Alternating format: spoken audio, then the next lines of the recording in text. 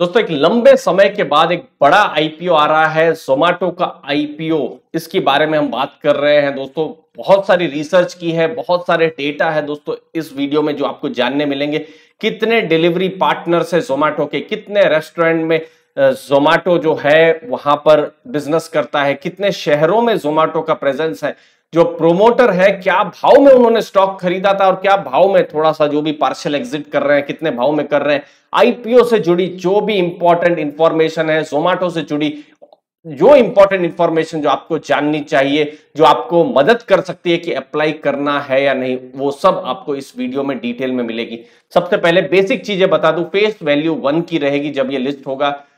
जो price band है 72 से 76 का रहने वाला है। बहुत बड़ा प्राइस बैंड भी नहीं है, लुभावना प्राइस बैंड है। 195 शेयर का एक लॉट है, मतलब रिटेल इन्वेस्टर को इन्वेस्ट करना है तो 14,820 रुपीस का एक लॉट की कीमत रहेगी। इंपॉर्टेंट डेट जान लीजिए, जुलाई 14 से जुलाई 16, मतलब अगले सप्ताह में बुधवार से शुक्रवार, ये 3 दिन के लिए आईपीओ चालू रहेगा।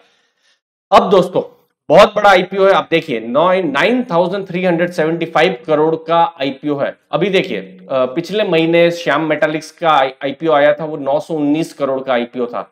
जोमेटो का आईपीओ उससे 10 गुना बड़ा है। जीआर इंफ्रा का आईपीओ आया, वो भी कुछ 900 करोड़ के आसपास ही था, 10 गुना बड़ा। अभी अभी कल ही ये क्लीन साइंस एंड एनर्जी का आईपीओ खत्म हुआ है, 1546 करोड़ का आईपीओ, 6 गुना बड़ा जोमेटो का आईपीओ। तो आप समझ सकते हैं कितना बड़ा ये आईपीओ होने वाला है। फ्रेश इशू 9,000 करोड़ शेयर के होने वाले हैं। और जो इन्फोएज मतलब जो नौकरी.com वाली कंपनी, ये लिस्टेड भी है। वो इसके प्रोमोटर भी है, एक तरीके से एक बड़ा स्टेक है। प्रोमोटर नहीं, उनके पास एक बड़ा स्टेक है यहां पर प्रोमोटर कैटेगरी में। तो 375 करोड़ का स्टेक वो बेच रहे हैं, मतलब ऑलमोस्ट 5 करोड़ के आसपास शेयर वो बेच रहे हैं। उनके पास अभी भी 124 करोड़ के आसपास शेयर है, मतलब उसमें से 124 करोड़ में से 5 करोड़ के आसपास, मतलब 4% के आसपास वो शेयर बेच रहे हैं। अभी भी 95% से बड़ा हिस्सा इन्फोएज के पास रहेगा। इंटरेस्टिंग चीज आपको बताता हूं, ये जो शेयर थे उन्होंने एक्वायर किए थे, देखिए ₹1.16 में एक्वायर किए थे। तो देखिए वेल्थ क्रिएशन किस हिसाब से इन्फोएज की या नौकरी.com वाला जो कंपनी है उसकी हुई है। अब जोमेटो के बारे में इंपॉर्टेंट चीज जो हमने थंबनेल में आपको बताया दोस्तों, 3.21 करोड़ मंथली एक्टिव यूजर्स है। इसका मतलब क्या होता है समझ लीजिए, आपके पास स्मार्टफोन है और स्मार्टफोन से सिर्फ एक बार आपने जोमेटो का ऐप खोला, आपने भले ही कुछ ना किया हो, ऐप को आपने महीने में एक बार ओपन किया, तो वो एक एमओयू में काउंट हो जाता है, चाहे वो स्मार्टफोन हो, पीसी हो, किसी से भी। लेकिन इंपॉर्टेंट ये नहीं है कि कितना खोला, इंपॉर्टेंट है कि ट्रांजैक्शन कितने लोगों ने किया। और ट्रांजैक्शन आप देखिए 68 लाख, जी हां, मंथली 68 लाख लोग यहां पर ट्रांजैक्शन करते हैं, मतलब जो खाना है वो मंगवाते हैं दोस्तों।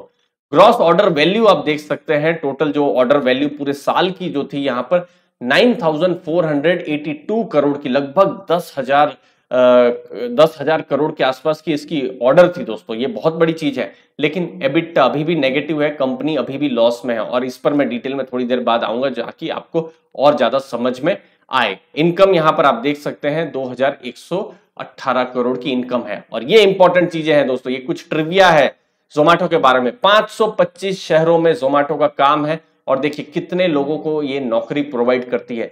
लगभग 1,70,000 डिलीवरी पार्टनर्स है, मतलब इतने घरों में जो भी पैसा वो कमाते हैं तो इतने घरों को एक लाइवलीहुड मिलती है यहां पर जो भी वो कमाते हैं। तो ये एक बहुत बड़ी काबिले तारीफ अच्छी बात है। एक्टिव रेस्टोरेंट जो है वो लिस्टिंग जो है, ये लगभग 3.9 लाख रेस्टोरेंट की लिस्टिंग है, लेकिन इतने सारे मतलब जुड़े हुए हैं। लेकिन कितने रेस्टोरेंट से फूड डिलीवरी होती है वो थोड़ा सा अमाउंट कम है, वो है 1.5 लाख के आसपास, 1,48,384 इतने रेस्टोरेंट हैं। क्योंकि बहुत सारे रेस्टोरेंट बंद हो जाते हैं, बहुत सारे रेस्टोरेंट फिर जोमेटो के साथ रिलेशन नहीं रखते, अलग अलग कारण हो सकते हैं। तो अभी एक्टिव 1.5 लाख रेस्टोरेंट्स हैं। 200 करोड़ का रेवेन्यू तो सिर्फ हाइपर प्योर से हुआ है। अब हाइपर प्योर क्या है, ये भी एक इंटरेस्टिंग चीज है। लगभग 10% रेवेन्यू तो हाइपर प्योर से आ रहा है। हाइपर प्योर मतलब जो जोमेटो जो है वो रेस्टोरेंट को जो है मीट है, वेजिटेबल्स है, बाकी के जो रॉ मटेरियल है वो प्रोवाइड करता है। तो वहां से भी एक अच्छा, मतलब वो B2B हो गया, B2C नहीं हुआ वहां से। और मैक्सिमम 99% से ज्यादा जो भी ऑर्डर आ रहे हैं वो मोबाइल से ही आ रहे हैं। अब जोमेटो करती का कैसे है, पैसा कैसे कमाती है, जो फूड का कॉस्ट है, फिर जोमेटो कुछ कमीशन रखती है, फिर रेस्टोरेंट को वो प्रोवाइड करती है, तो इन सब चीजों से जोमेटो मतलब कस्टमर से वो पैसा कलेक्ट करती है।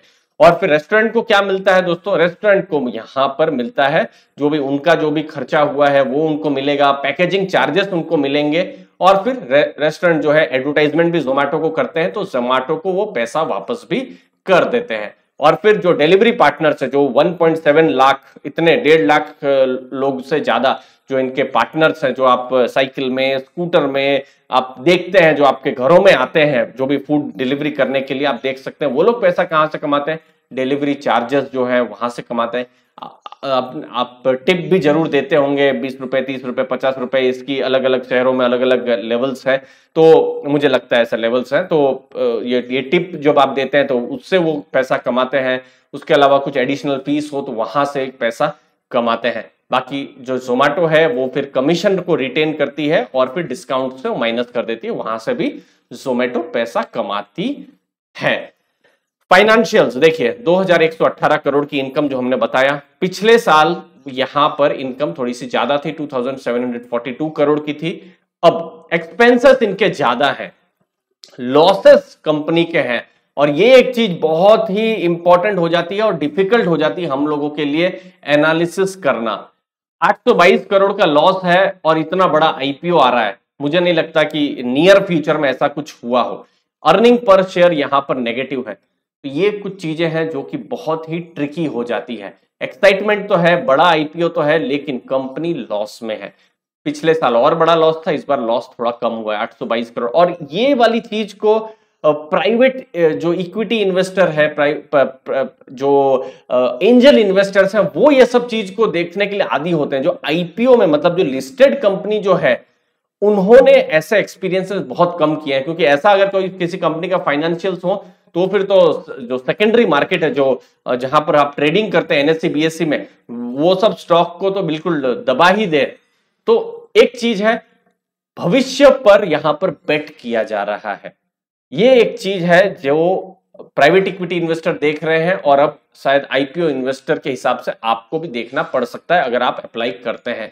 क्योंकि ऑनलाइन शॉपर्स जो है लगभग 18 करोड़ के आसपास जो भारत में जो है ट्रांजैक्शन करते हैं, जो कि 70 करोड़ के आसपास वो चाइना में वो फिगर है। भारत, यूएस और चाइना की अगर मार्केट की अगर हम बात करें तो online food delivery users Bharat में 9% ही है, यूएस में 36% है और चाइना में 50% है। तो इस ग्रोथ के बेसिस पर भविष्य के लिए वैल्यूएशन किया जा रहा है। भले ही लॉस में मेकिंग कंपनी है, लेकिन जो भविष्य को देखकर ही यहां पर इन्वेस्ट करने के लिए कंपनी कह रही है। देखिए, पॉपुलेशन यहां पर बड़ी है, ग्रोइंग पॉपुलेशन है, यंग पॉपुलेशन है, फूड का एक बहुत बड़ा मार्केट है, फूड डिलीवरी का बड़ा मार्केट है, जो कि भविष्य में और ज्यादा शहरों में ये आता रहेगा। अब लास्ट में क्या है, अभी ग्रे मार्केट प्राइस लगभग 20% के आसपास है, लेकिन ये चेंज होता रहता है। लिस्टेड कॉम्पिटिटर्स नहीं है, तो बहुत ही मुश्किल है हमारे लिए बता पाना कि किस हिसाब से यहां पर होगा। ये एक तरीके से पहली बार ऐसी कंपनी लिस्ट हो रही है। जैसे नजारा टेक्नोलॉजी के टाइम में हमने देखा था कि पहली बार कोई कंपनी लिस्ट हो रही थी, वो जो गेमिंग के सेगमेंट में, तो वैसा ही है। तो यहां पर बिल्कुल आपको वो रिस्क आपको ध्यान में रखना पड़ेगा। ब्रोकरेज रिपोर्ट जो है ये ध्यान रखना पड़ेगा, लेकिन मुझे नहीं उम्मीद है कि ब्रोकरेज रिपोर्ट से भी बहुत कुछ समझ में आएगा, क्योंकि उनके लिए भी इसका वैल्यूएशन करना बहुत मुश्किल है, क्योंकि कंपनी तो लॉस में ही है।